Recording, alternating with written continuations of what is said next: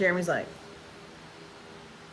okay, so if you never watched our video before, we're adopting 2 little girls from Liberia. We've been living in Liberia for 4 months now, trying to push for the resolution of the political conflict that ensued to delay our adoption and several other adoptions. So if you want more information about our story, you want to give a tax-deductible donation, you want to shop some Noonday, if you want to figure out what the stories are for the other families that are waiting with us, there are 15 children that are matched and 20 children that are unmatched. If you look in the description, there's 1 family listed that haven't adopted together that are unmatched, and then the rest are matched. And there are 2 that are fighting with U.S. Immigration. There are 8 families that are fighting with the Ministry of Gender here in Liberia, so that then we can go fight with immigration. And there are, I believe, 16 unmatched families and 20 kids that are unmatched. So, yeah, so we've been living at the Tropicana for, 4 months. And so we whittled them down to give us this fantastic deal. But, like, it's a little sketch. Like, so, like, today our hot water didn't work. Yesterday our hot water didn't work. So we called them, and we had water. But then today they just turned off our water kind of without telling us. And then it's back on now, and I think it's working. The girls said their showers were hot. One of my kids just hates getting in the shower. There's she's worried there's bug that's going to be in their showers. The power's going to go out. So, like, she, like, splashes water. I have to make her get back in sometimes because I'm like, I don't think you're in there long enough to wash your body. My oldest daughter has gone up another half size in her shoes. I bought her shoes when I was home. Like, the first week of May, I went home to Florida to get our house ready to rent. And I bought her shoes then that were, 9s. And now she's telling me that the 9s are hurting. So there's that. Oops. Yeah, I'm going to just let her wear my stretched out one. Today is 112. Today is day 112 of living in Liberia, so 4 months. We do not have an update. Our lawyer is going to check on an update tomorrow. Supposedly. We're going to go visit the orphanage again on Thursday. There's supposed to be some magical meeting this week, but we're thinking it's probably not happening until next week. The magical meeting, Anna said multidisciplinary team in Liberia that's going to meet. And we just thought that was funny. Because there's no discipline here. There's no structure. But before I go any further, I'm gonna put in 2 little videos that are like less than 15 seconds of Jeremy playing his guitar so the first one is us by the beach. The second one, where the lights are blue, is us by the pool. So we let the girls go play on the beach for whatever. And we ended up just kind of having like snacks down there yesterday because we were supposed to go to the orphanage yesterday. We didn't get to, so we went down there. But I'm gonna splice in those videos. So hang on just a sec. It's a video. Desperate times, right? Are you gonna put your hat out? Maybe.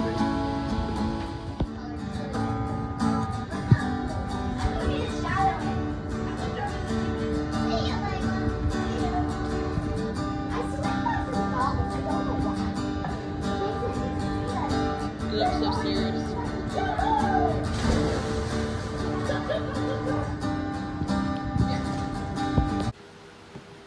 Okay, so that's 2 videos of Jeremy playing his guitar, and he does pretty good. And he hasn't put his hat out and like asked for donations yet, but like we're getting close. Gotta find some people to walk by. The singing, usually the singers that they get here are pretty good, but we thought maybe there was a karaoke night a couple nights ago because it was a little different quality than normal. A little rough. So, you didn't ask me spelling questions today. No. So the next thing I wanted to say this too. We talked a lot yesterday about trafficking and exploitation of children in Liberia. Liberia does not have child labor laws, so they exploit their kids like crazy here. On our way home, so we went to the grocery store on our way home from the orphanage. We drive by a lot of things, but what I really hate to see every single time we come home, so children, young adults and children, but children like ages probably 9 and up, will go to the town bakery, which is a store. They will give them bread, not for free. They buy the bread, or they have to bring back what they don't sell and they can get their money back, I guess. But then they go stand on the road and sell it to cars. And I watch these kids running because the car will like wave at them, but then traffic will move forward and they'll be like running to catch the car or catch the KK, which is like it's almost like a golf cart taxi cab or a motorcycle, and people will buy bread from them. And they're they'll do this. It'll be dark. Like, it'll be after dark. Sometimes I've seen them, like when I was coming home from the airport, they were still there. Like, it was dark, and they just stand out there and sell bread. And like, it rained today, like it was starting to rain, and they're still out there. So, and they're there when we leave. Like, so we left around 2:00, and they were there. You see the same kids, and it's like, I'm so frustrated with the Ministry of Gender of Children and Families, Social Protection here in Liberia, that they would suspend our agencies when those children are literally on the streets. And you'll see like government SUVs that, like, they're Liberian government SUVs because they have special tags, and they're the nicest SUVs in the entire country. And we've heard that senators are given these SUVs for winning their election, and they're like $40,000 vehicles, if not more. They will be buying bread from these children on the side of the street. So they are funding this exploitation because they're too lazy to go pull in a parking space and walk in the town bakery and buy it like everybody else. That's what's created this market. So, Yep. and you'll see women out there. So they do like baby wraps and baby carriers. They call them lapas. So they'll have like babies on their back, like 5-6-month-old babies strapped to their back, and they're like running in the street trying to sell bread. It is disgusting that they allow this to happen, and that the higher ups in this country continue to fund it. And meanwhile, back at the ranch, we're trying to adopt kids and take them to the U.S., educate them, have them be part of a family. Like, our kids will probably pay more taxes than we will. Even our Liberian kids, like, they're gonna go to work someday in America and have like a real life, like a life like we have. I mean, I don't know what they'll do with their life, but I mean, they're gonna be productive citizens. Whereas here, they would starve to death, or they would be selling bread on the side of the road. There's a couple of kids at the orphanage that were older when they came into the orphanage that you can kind of tell they got some street smarts, that are a little more aware, you know, like they just know. One of them in particular can remember, like, he remembers begging for things, and we're selling things and doing everything to get by. And it's one of those things that I want to stop here, and I want to show you guys the video of just me, like that last quarter mile to our last stop to go to the grocery store. You'll see the people selling bread on the side of the road, and you'll see their youth. Like, if you look close, you'll see how young they are. And that's why I'm anti-trafficking. And that's why we emailed Children Needs Families. They gave us a grant earlier this year to help. We've spent it living here. But they gave us a grant to facilitate our adoption. They didn't make us jump through any extra hoops. They didn't wait till we got this piece of paper or that piece of paper. We applied. They sent a check to our agency. Our agency gave us what was left of our fees that weren't paid so that we could use it for travel to be here right now. So I'm going to pause real quick and take you guys to that video of the kids selling on the side of the street.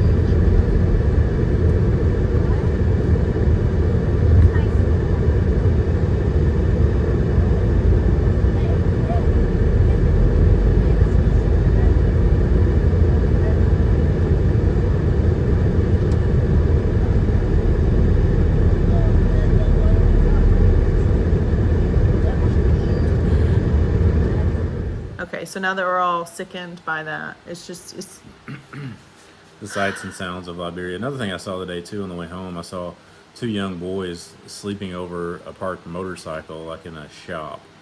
Like, the bike was parked up and they were just like laying over the seat and taking a nap. I'm just like, man, those kids had to be so tired. And it's so frustrating. Like, this is happening right before us, and we just want to help 2 kids, and we can't because of false allegations. And it just makes me so mad that they've not squashed this and said, please help us by taking our children that can't fend for themselves. It's just so frustrating. Such a backwards area. Yes. And today, like, we had a really good day at the orphanage. Jeremy took his guitar today, which the kids did better than I thought. Ah, it didn't take long. Once they started coloring while you were playing the guitar, I thought it was easier. Yeah, They enjoyed it. Our younger Liberian daughter wanted to come over, and I can't say no. She wanted to. I was playing chords, and Well, you told everybody no and then didn't tell her no. Well, yeah, she has special privileges, but she grabbed my pick and was like strumming, and I was playing. It was fun. She's always like grabbing stuff and trying to like adult it, like take over and It pass was just a things great out. visit. Everybody, all the kids were in a good mood, and then I felt like at the end, like we were sitting around. It was like us, our kids, and the Clark kids, and it was almost like if you envision us being home, sitting in the living room. It was all well to sing around. Yeah, like I could see us sitting by the pool having ice cream at Having a our house or conversation. Anna's house with those same kids. Like cracking we'll have jokes, extra kids there. cracking jokes, and it was so Yeah. fun. It was like surreal. Like I want to take this where we are and just transplant it to Florida. Yeah, and we've gotten to that point with the kids too, because and the Bruce's daughter was sitting with us too, and we got to be such good friends with the Bruces, and now they're gone Yeah. and we're alone. But she had been feeling well this week, and she's finally feeling better. But she's a little more on the shy side, comparatively. And she finally came. She sat with me, sat in my chair with me. She made a video for her parents. You know, she was just in a better place than she's been. She was very sad when they left. She understands why they left, but she just wants to be done. She wants to go. But she was in better spirits today. But we were sitting around, and I was joking with one of the younger Clark child that lives in Liberia at the moment. Is a very audacious child. She's just she's so sweet. Like, she's not like a troublemaker audacious, but I think she could survive in the wild. And I would say that about there's probably 6 kids out of 35 that I think for sure could survive in the wild, and she is one. I think she could. I think Prince could, and he's a lot more mild than she is. But there's I think he could. There's probably 6 that I think could. A couple of the She older was giving boys. out directions today. Rejoice could survive in the And wild. she was so loud. She's like Rejoice And I a was lot. like, why are you yelling? They were playing a game. So they were playing this very feral game of tag that also involved eating the snacks. So she was playing a game where they had to like run around but then stop and take a bite. The one of the nannies, Esther, I gave them an oven earlier in our trip. Just you pay $200 for it and you plug it in a wall outlet. Now they have solar panels so they can use their oven. So the last couple times we've been there, she's baked us like bread or something. It's really good. But these are they look like they're almost like pies, like deep fried apple pies, but there's no apple in them. It's just the crust. So it's like that. That's the best part. It's like an apple turnover, but there's nothing in the middle. It's just That's a really just good the way crust. to say it, yeah. And but that's what she was playing, is this game, and this very feral game. So I was talking to her older sister, So loud. and to my Liberian daughter, older sister, and see, I think the oldest Bruce child could probably survive in the wild, but I don't think her sister could. Yeah. I feel like she would just out of indignation. Yeah. She would just, but when I say survive in the wild, I mean like independent, clearly remember something about living in questionable circumstances, but not necessarily in a bad way, just resourceful and energetic and bored where she is. So she's always creating these games. But I was talking to her sister and my oldest Liberian daughter, and we were joking. I was like, so do you guys know how to swim? They're like, no, we don't know how to swim. I'm like, no. I was like, does your sister know how to swim? No. Nobody knows how to swim. Do you want to learn how to swim? Yes, of course. They want to learn how to swim. I showed them some pictures of our pool at home. I showed them some pictures of Anna Clark's pool at her house, just so they get an idea of where they're going to be. And they're so excited about the pool and swimming and all of that. And I'm like, we're going to sit by this pool and eat homemade ice cream. And they're excited. And I'm like, do you think that your little sister, we'll call her Sarah. That's not her name. That might be her American name, but that's not her name. But we'll call her Sarah. Do you think Sarah knows how to swim? No. Do you think she'll tell me she thinks she can swim? Absolutely.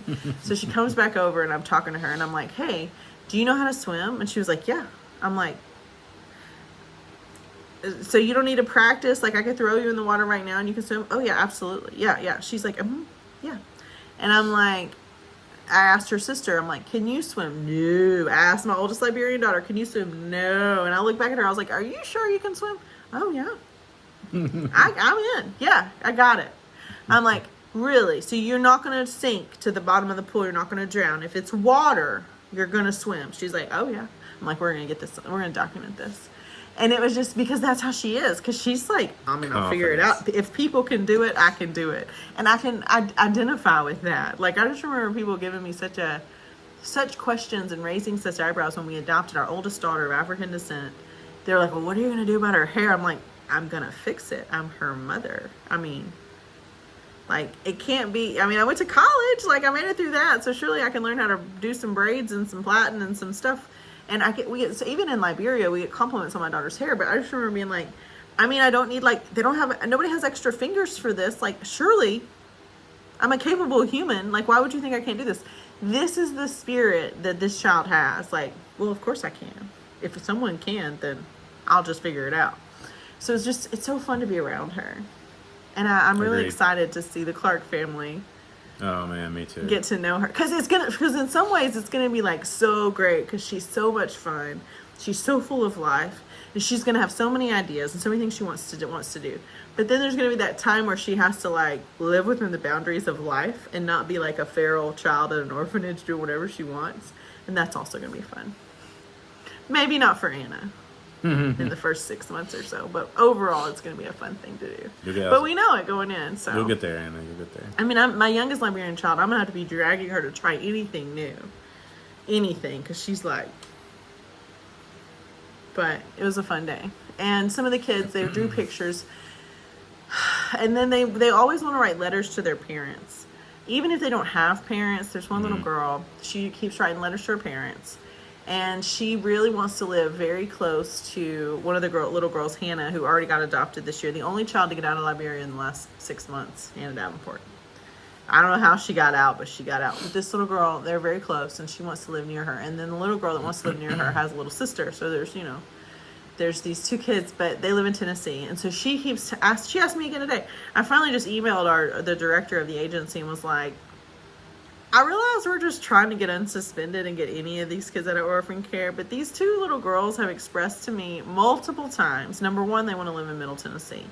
And number two, that as soon as she gets home to America, she wants to go to the ice cream shop and get 2 scoops of ice cream, different flavors. She doesn't know what flavors, but 2 different flavors of ice cream. I have no idea why this child, who's like probably kindergarten, first grade age, but she's like, I want to live in Middle Tennessee. She did it again today. She wrote this really long letter about, Dear Mom and Dad, I hope to have a brother and a sister. Like, they have all these dreams they want to put down. But it's the Tennessee thing, and she drew an ice cream cone. And I'm like, I emailed him, I promise. And luckily our agency director in Tennessee, which is where the agency is based, but most of us families, we live in Florida, there's family in California, they're all over. There's family in Philadelphia. There's a family in Indonesia and Guatemala. So Americans living and doing mission work abroad. So I mean, they're all over. So this is like a rare request, but he was gracious enough to respond to my email same day and say, yes, thank you for loving on these kids. I will keep this in mind. I will make a note. I'm making a note. If we can accommodate it, we will.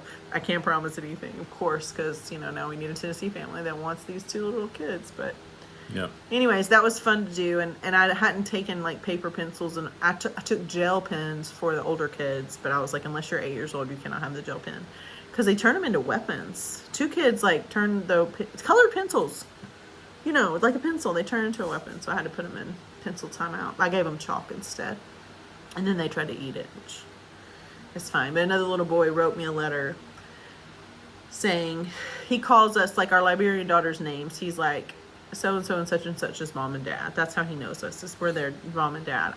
I've told him my actual name, but when he writes me a letter, it seems more formal. It's like, Dear Mom and Dad of, and then he'll mention our girls' names. Please find me a family as good as yours, basically. Please. But the way he spelled please was P-E-A-C-E, peace.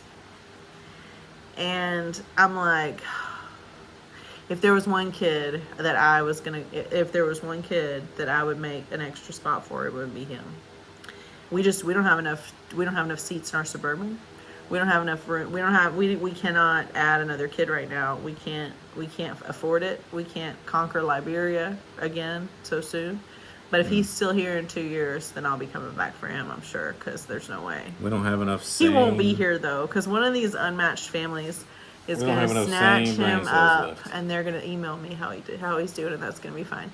But if there could be a child that is more easygoing and sweet and grateful and happy, and I mean, even like when we first met him, he had like a little infection. He has a thing that probably needs oral, like dental surgery on it eventually. Like a lot of the kids do, but his is a little worse. But he had a little thing. He wasn't feeling well when we first met him. It's better, a lot better now, but it's it's one of those things you can fix it partially here, but like definitive fix will probably have to happen. And it's nothing major. It's probably poor dental care and poor nutrition. However, he is that kid that no matter where you put him, he's going to be fine. He is. He's just going to be easy. He's going to be fine. He'll be a great sibling. He doesn't have siblings right now other than the kids in the orphanage. He's just the most, and I've met a lot of kids, and we've spent 4 months visiting these kids. So, and there's some of them I would be like, you're going to need, how's your support? There's some of you guys that if you get matched with certain kids, I'm going to be like, how's your support system? How about like, how do you have a therapist? Because there's some kids that have different experiences before they got to the orphanage, and that takes more. I have a therapist because I know it's going to be hard. Like, I've had a therapist for a long time. I think everyone needs one. But then there's this kid, and I'm like, I can't wait to see who gets him, because he should go to, even if you're an inexperienced parent and you've never had kids before and you don't know what you're doing, he's going to make you think that parenting is easy. And then you're going to get another kid after that, and you're going to be like, What happened? also, a lot of people don't know this. So the kids that live in the orphanage, from their perspective, are siblings. And that they have a really hard time when people leave and they don't know what happened to them. And some families are good about keeping in touch, but, some kids are there for a long time. So, it's hard to say. There's one kid that's been there for 6 years. He's older, so it was always hard to match because he came in as a 5-year-old. So they're always harder to match, but he's been there that long. And so he's seen kids come and go for years. But they see themselves as siblings to these other kids. So if, like the little guy I was telling you about, that I'm like, ugh, if I was going to add a kid, it would totally be him. And not just because he would be easy to parent, but because he's just a joy to be around. Way more than some of the toddlers and preschoolers that I'm like, is it time for your nap? Because they're just everywhere. But he's just, and always respectful, always patient. But you could adopt him and another child that they don't have to be biologically related. If you want a sibling, like a sibling set, they don't have to be biological siblings. So be that as it may.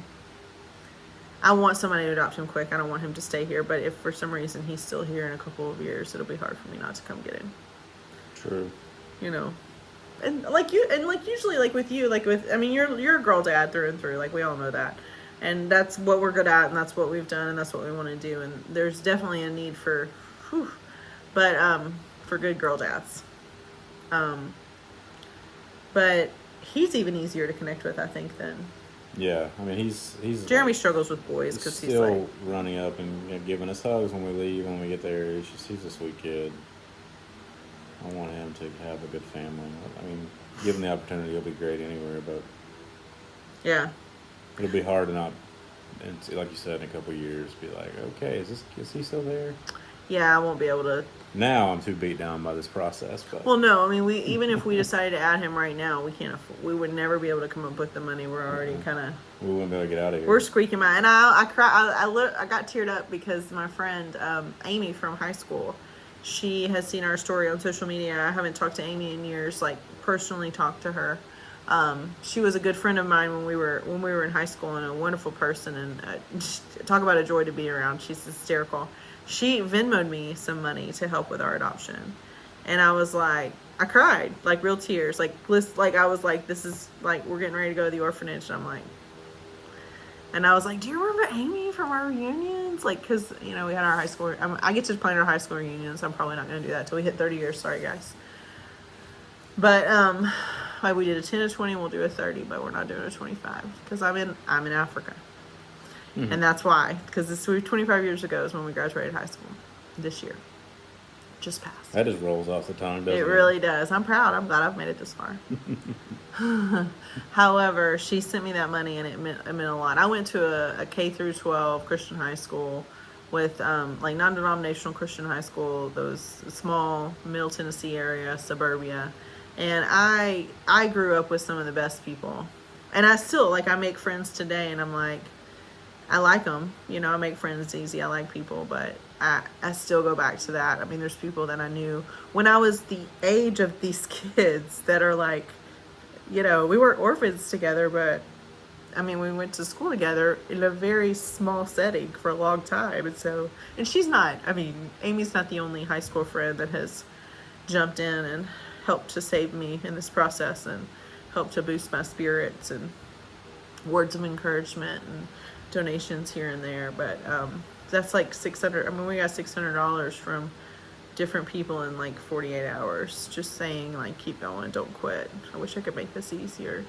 My employer still emails me once a month, like, how's it go? You can tell it with each one. It's like she's kind of bracing herself for my answer, because I went PRN, so I'm not full time. So it's okay that I'm gone, but she's just concerned about our family. She's like, how's it going? And I'm like, not great.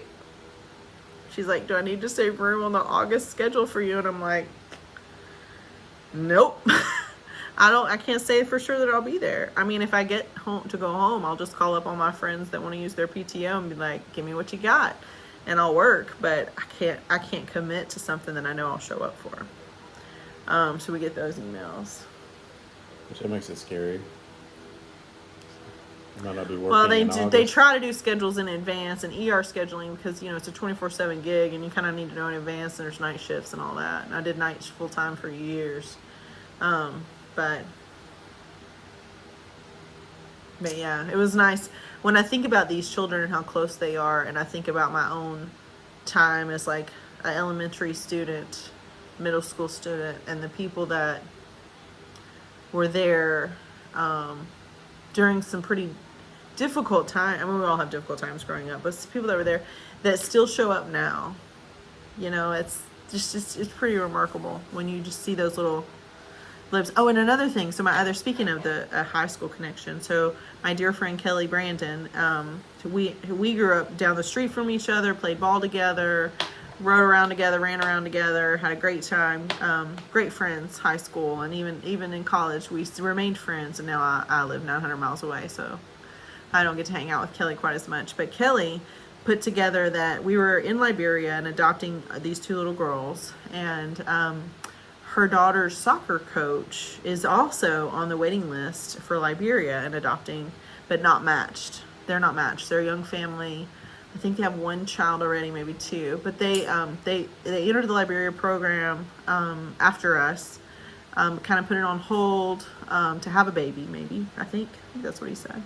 And then they restarted it. So they're waiting. They're the unmatched. And I'm always so inspired and fascinated by the unmatched. And I always want to know more about them, because I know, like, and I'm like, well, are you in one or two, or what's your story, and why'd you pick Small World? Because they're with our same agency. So some of the people that were with our agency switched to different agencies, switched to different programs, just because of the wait and the time. And a lot of them were young families that just want to start their family, or they heard of a different opportunity with a different agency, and they just chose the next kid that needs help. And I respect that completely, and I don't disagree. I also am so grateful for the families that have hung in there, because I've gotten to know these unmatched kids. And so now I know about this new family, and I added their Adopt Together in our list. If you want to know more about their story or any of their stories, it's in our description, because their Adopt Together profile. And they're a Fill the Box family too. They're doing Fill the Box, and we don't even know them. So we're glad that they already know Jennifer Tilton. But they live in Middle Tennessee, and they're a sweet family. And I was just excited to get a message, because we were pretty down in the dumps yesterday. We didn't get to go to the orphanage as planned. We're just blue about being here. Our kids are like, well, I guess we're going to miss 4th of July in America, which is like, we make a big deal about 4th of July in our neighborhood. And we make a big deal about 4th of July in general for our kids, and we always have. America's birthday is a big deal. And they've done the math. My middle child's like, well, if we don't, she kind of came up with her own backup plan, which I felt like was her accepting the fact that we're still going to be here on the 4th of July. But she was like, well, if we don't get to go, then maybe we can have hot dogs and ice cream here. Maybe we can go to the Love and Bakery, which is the pizza place we've gone to. Maybe we can have pizza, hot dogs, and ice cream. And she's like, I bet we can't shoot off fireworks here, because it's probably illegal in Liberia. because it would be dangerous, because they already set too many things on fire. Like something like that. She's 10. But yeah, so we're sad about that, but I'm super excited to just, the unmatched really inspires me. So we got a Facebook message like, hey, you don't know me, but we're adopting from the same orphanage and we're unmatched. Today I was just looking around at those little kids running around. I did have my Liberian daughter help me with the sibling groups, like who's related to who and all of that. Now, I can't share any of that with anyone specifically, especially if you're unmatched. You got to talk to Jimbo, but all the unmatched. And I do any of the special requests the kids have, or if an unmatched family, if I'm like, man, then I might be like, I'll tell Jim. Jimbo's like, I can't discuss anybody's case with you, but he's not gonna like delete my email before he reads it. Like, he'll listen. But I know for sure that there are there's several sibling groups that are there that are different ages. Most of them are young. Like 9 and under sibling groups, but there's several sibling groups. There's some kids that are siblings. I had no idea they were siblings, but I was asking her today, and she knows. And the reason she knows is because she's been there for how many days? Too many. Our oldest Liberian daughter turned 8. She remembers entering the orphanage. Her little sister was 3. I don't know how much she remembers. 1,139. Yes, so my Liberian daughter has lived in the orphanage for 1,139 days, which is over 3 years. Over 3 years for sure. So she's seen a lot. And if she was 5 years old when she entered, that's considered older. 5 and up is considered older. So when you enter and you're 5 and you're part of a sibling group, people get scared of kids. And that's one thing I want to say, like, we've fostered, we've adopted from birth. We've gotten kids of all different ages under our roof. One thing that I would highly recommend is staying in the order of your already existing birth order if you have children. So if you have a 5-year-old, try to go under that. Unless you have toddlers. If you just have kids that are like all 3 and under, it doesn't really, I mean, they haven't established birth order or pecking order yet. Like, they're kind of just glad to be there. They don't really understand that. But once they get to be 4, 5, 6, 7, 8, they understand the kind of the order of things. And if you artificially twin, meaning you adopt a kid the exact same age as your kid that you've had from birth, or kid that you already have, whether it's biological or adopted, doesn't matter. They've already established themselves as the oldest child. Sometimes birth order can cause some difficult family dynamics that you can't really prepare for. So my number one recommendation would be just try to stay in birth order. So what we decided is we would not consider a child older than our oldest, and our oldest 2 children are 7 months apart. So they already have an artificial twin dynamic, but they've had it since birth. So it's a little easier for them. And then we have an 8-year-old. Our 8-year-old has been the youngest, and she's been a next to youngest. When we fostered, we've had 3 or 4 different, several different types of kids in and out. She's either been the oldest or the youngest, and she doesn't really seem to care one way or another. And she's very beta. Like, she's not type A at all. She's like, oh, whatever, everything's great, everything's fine. She's not, but my middle child is a little more alpha. And so we decided to stay younger than our youngest, so 8 or under. So that's why we did not and cannot consider kids older than 8, because we don't want to cause insecurities, conflicts, or emotional instabilities that are preventable by staying in the order. If you stay, it's kind of like, it's like in the wild. Like, if you stay in order of how things naturally occur, like if the new member of the pack seems a little bit younger or weaker, but also submissive and teachable, the group accepts them. If they come in with a preconceived, I'm the alpha and I'm in charge here, even though you guys have been here for a long time and I just got here, it's a difficult thing to overcome. And it makes that child that came in after the fact never really find their place in the family. Other than that, if you're an unmatched family and you've caught one of our videos, or you're the family of an unmatched family, you've caught one of our videos, sit down and have a real long look at your marriage, your finances, and your support system, and think about what is the maximum number of kids that I could parent and not lose anything, not lose my marriage, not lose my life, not lose my retirement, don't change anything major, but like what is your actual capacity? Because when you see these kids and you meet them in person, you will want to make sure that you don't have to change your mind and increase your number, because it's a hassle. Go on and license yourself for as many as you think you can handle, whether that be 2, 3, or 1. I don't recommend more than 3. But do your capacity now so that you don't get to Liberia and have to be like, we're going to have to come back for 1. Because it's just easier. Wouldn't you say? Don't come twice. But don't have that regret of, we should have just gotten that. You should just check the box for 2. And just because you check the box for 2 doesn't mean you have to get 2. You can check the box for 2, and if you're presented with a referral for 1 and you feel like that's in your wheelhouse and that's what you want to do that. There's a couple of kids that are there that don't nobody has anything major wrong, but there are a couple of kids that are there that are going to need some American healthcare solutions that are not offered in Liberia, I guess. They're functional kids. I mean, they're fine. We would not have said no to them had they been on our list, radar, or whatever. We would not have said no. They're not. None of the kids have anything major developmentally that I can see. Can you? I think they're all pretty dead on. There's a few of them that I'm like, you're gonna be a handful, but they're not. There's no. From what I can see after 4 months of visiting, they're all pretty healthy, happy kids. Minus, like, they need the normal stuff, like the dental and the vision and the growth chart monitoring. But Shots. I'm super excited now. I was feeling pretty depressed. There's something about just another family that we know that's waiting, and the excitement of like seeing who they get. Yep. That really helped me a lot.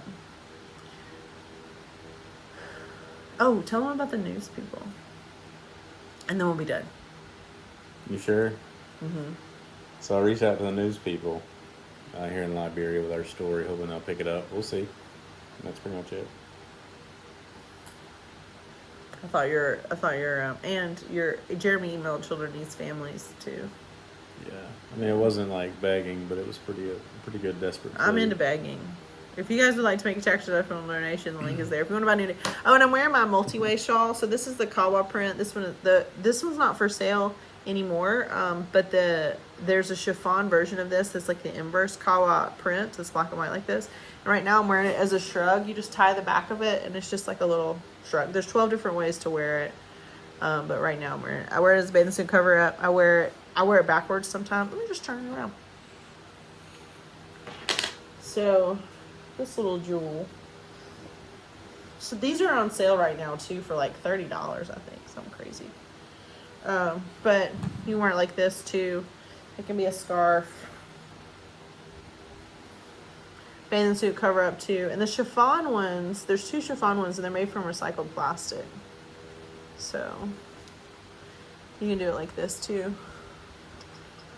But really, in its most basic form, all it is like a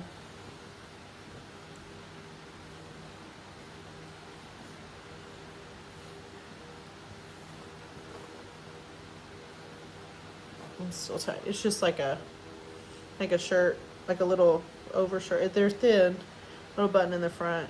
That's all it really is. But like I was wearing it earlier as a shrug.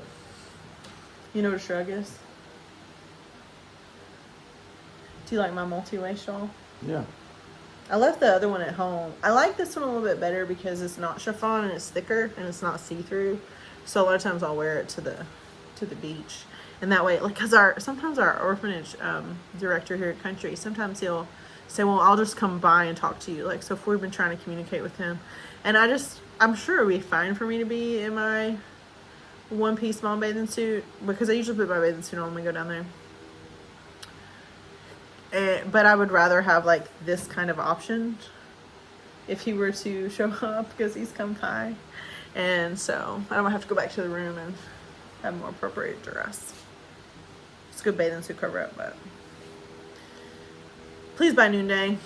It's a good cause. Fair Trade Company helps our adoption. Gotten a couple of Noonday sales. And there's like a big 75% off sale going on. So are you ready to watch our show? Yes. How excited are you that our internet's working again? Tickled. Yeah. Tickled. I'm glad you didn't catch on fire today. Me too. So, all right. All right. Bye. Bye.